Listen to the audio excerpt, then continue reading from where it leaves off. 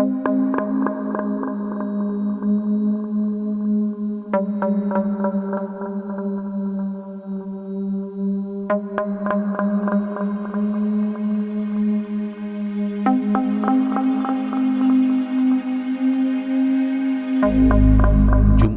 12 Januari 2001. Suasana Hotel Rosenda yang berada di kawasan wisata Baturaden, Banyumas, Jawa Tengah tak begitu ramai. Sama seperti hari-hari biasa, meskipun saat itu sudah mendekati akhir pekan yang biasanya penuh dengan wisatawan. Seorang laki-laki kurus kecil bernama Rio berlaga ala cukong besar dari Jakarta. Di kamar 135 Hotel Rosenda, Rio tengah membual, berbicara panjang lebar tentang investasi dengan JJ Suraji. JJ sendiri adalah seorang pemilik mobil yang kerap merentalkan mobilnya untuk wisatawan yang membutuhkan jasanya. JJ adalah orang yang cukup akrab dengan sebagian besar karyawan hotel itu karena sering mengantar tamu. Rio adalah tamu JJ. Meskipun sebenarnya JJ tidak terlalu tertarik dengan omongan Rio soal investasi perumahan di Baturaden, namun JJ tetap mencoba ramah dan menyimak apa yang diucapkan Rio sebagai bentuk pelayanannya kepada tamu. Tak tanggung-tanggung, Rio membawa contoh-contoh gambar perumahan lalu berbicara panjang lebar soal cerahnya bisnis properti. JJ hanya bisa mangut-mangut. JJ tak mungkin menghindari perbincangan di kamar itu, mengingat Rio adalah orang yang menyewanya untuk menemaninya berkeliling Baturaden dengan menggunakan mobil JJ. JJ percaya Rio adalah pengusaha, mengingat dirinya sempat mengantar Rio berkeliling ke sejumlah tempat untuk survei kemungkinan investasi perumahan. Rio berbicara seperti tidak bisa di-stop. Suaranya bersaing dengan suara televisi di kamar yang menyala dengan volume yang cukup keras. JJ sedikit-sedikit meladeni Rio yang berbicara sambil mondar-mandir di kamar itu. Gaya Rio meyakinkan sekali.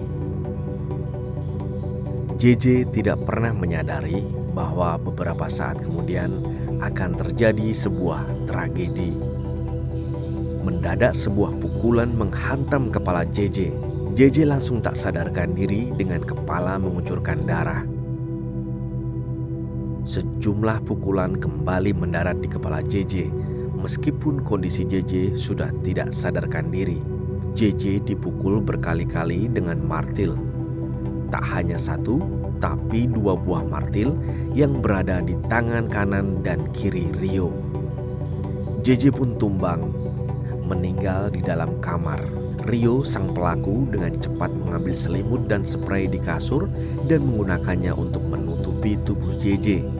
Sebelum kemudian laki-laki itu membersihkan tangannya di kamar mandi hotel. Belum juga selesai, seorang pegawai hotel mengetuk kamar dan memanggil-manggil JJ. Rio panik, lalu berseru bahwa dirinya dan JJ tengah ngobrol sebentar. Pegawai hotel itu pun percaya lalu berlalu dari depan kamar Rio. Saat situasi dirasa aman, Rio segera berkemas. Dia juga mengambil kunci mobil di saku celana JJ.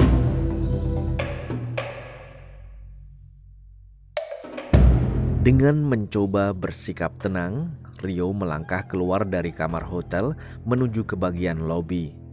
Rio berniat segera kabur dengan menggunakan mobil JJ, namun niat busuknya terganjal. Tiba-tiba muncul seorang pegawai hotel menyapanya dan menanyakan keberadaan JJ. Dengan sedikit kaget, Rio menjawab bahwa JJ sedang berada di kolam renang. Lalu tanpa menunggu lama, Rio melangkah menuju ke parkiran mobil JJ. Jawaban Rio itulah yang membuat kejahatannya terbongkar. Pegawai hotel curiga karena hotel itu tidak memiliki fasilitas kolam renang. Merasa ada yang janggal, pegawai hotel itu mencoba mengejar Rio. Dia juga merasa janggal karena selama ini JJ dikenal sebagai orang yang tidak pernah melepaskan kunci mobil kepada tamunya. Saat pegawai hotel mengejarnya, Rio panik. Laki-laki itu mencoba keluar dari hotel dan menuju ke dalam mobil. Tetapi mendengar keributan, petugas keamanan hotel bertindak cepat, ikut mengejar Rio. Kepalang basah, Rio pun mengamuk dan menyerang para pegawai hotel. Kegaduhan ini membuat semakin banyak orang berdatangan di sekitar hotel, yang akhirnya justru membuat Rio terpojok. Rio diringkus oleh banyak orang. Rio disangka sebagai maling mobil. Belum ada yang tahu bahwa dia baru saja membunuh orang. Rio diamankan di pos keamanan hotel. Sementara beberapa petugas hotel berusaha mencari keberadaan JJ. Mereka kemudian menuju ke kamar Rio dan membuka pintu kamar dengan kunci cadangan. Saat itulah para pegawai hotel baru menyadari bahwa JJ telah dibunuh oleh Rio. Polisi pun dikontak. Berita itu pun mengemparkan Baturaden, kawasan yang selama ini tampak tenang dan nyaman. Setelah ditahan di Polsek Baturaden, polisi baru menyadari bahwa Rio adalah buronan yang dicari setidaknya oleh 3 kepolisian daerah, yaitu Polda Jawa Barat, Polda Jawa Timur, dan Polda Daerah Istimewa Yogyakarta. Rio lahir di Sleman 2 Mei 1978 dengan nama Rio Alex Bulo. Bila bertemu dengannya, tidak ada yang menyangka laki-laki pendiam dan bertubuh kecil itu adalah pembunuh berdarah dingin. Rio sejak kecil tinggal di Yogyakarta dan terkenal sebagai anak bengal. Pada umur 12 tahun, Rio pun diusir dari rumah, lalu ikut dengan ibu angkatnya yang berada di Jakarta, tepatnya di Pasar Senen. Ibu angkatnya berjualan sayur di kawasan yang terkenal rawan itu. Rio tumbuh di lingkungan keras yang pada akhirnya membentuk pribadinya yang keras pula. Setelah dewasa, Rio pernah menjadi supir taksi hingga berdagang. Pekerjaan terakhirnya adalah di percetakan. Saat bekerja di percetakan inilah Rio mempelajari bagaimana memproduksi surat-surat kendaraan palsu. Tempat Rio bekerja terkenal sebagai jaringan pembuat surat kendaraan palsu dan disitulah Rio belajar seluk-beluk kejahatan.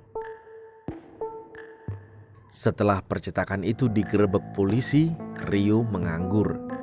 Rio pun nekat dan mencuri beberapa mobil di wilayah Jakarta. Rio terkenal sebagai pencuri yang ulung dan selalu lolos dari kejaran polisi.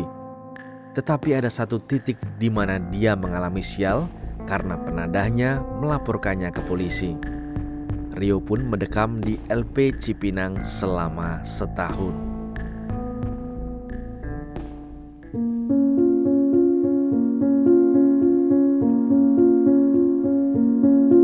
Penjara tak membuatnya insyaf.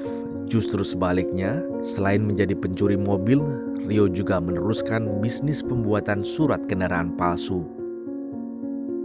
Dari kejahatannya inilah hidup Rio berubah drastis menjadi kaya raya. Tahun 1994, Rio menikah. Dari pernikahannya ini lahir 3 orang anak, 1 laki-laki dan 2 perempuan. Kepada keluarganya, Rio selalu menyebut dirinya adalah pedagang. Tidak ada yang tahu bahwa laki-laki itu adalah penjahat kelas kakap. Dalam perkembangannya, Rio juga telah membunuh 3 orang pemilik rental mobil.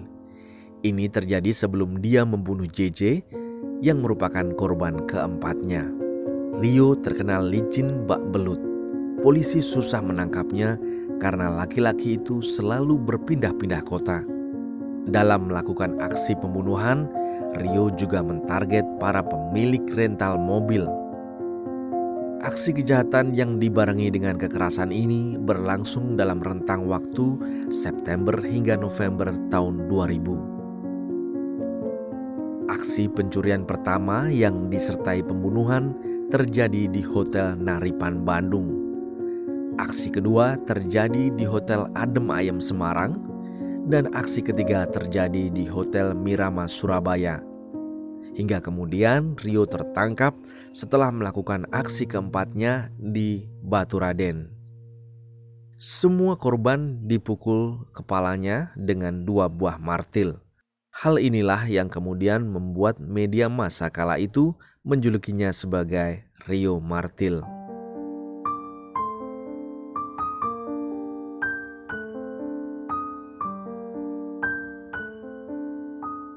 Kisah Rio ternyata tidak hanya berhenti setelah vonis mati dijatuhkan. Di LP Permisan Nusa Kambangan, Rio ditempatkan satu sel dengan Iwan Zulkarnain, pegawai PT Pos Indonesia yang menjadi terpidana kasus korupsi biliet giro setoran pajak senilai 42 miliar. 2 Mei 2005, LP Permisan geger. Iwan ditemukan tewas di kamar mandi sel dengan kondisi mengenaskan. Petugas pun menuding Rio sebagai pembunuhnya. Awalnya Rio mengelak, namun kemudian mengaku telah membunuh Iwan karena kesal. Iwan dinilai telah menyinggung perasaan Rio dengan ucapannya. Rio yang temperamen lalu menyerang Iwan dan membunuhnya. Saat itu hujan deras sehingga tidak ada petugas yang mendengar keributan itu. Iwan tercatat sebagai korban kelima Rio yang tewas. Kasus ini membuat LP Permisan jadi sorotan media massa.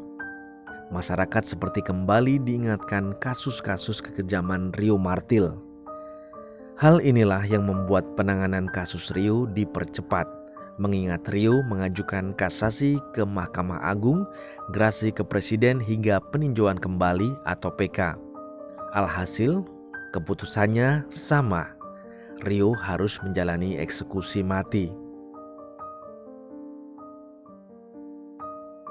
8 Agustus 2008 pukul 00.30 waktu Indonesia bagian Barat. Rio Martil menghadapi regu tembak. Rio dimakamkan di TPU Sipoh, Desa Kejawar, Kecamatan Banyumas, di blok makam orang-orang yang tak dikenal.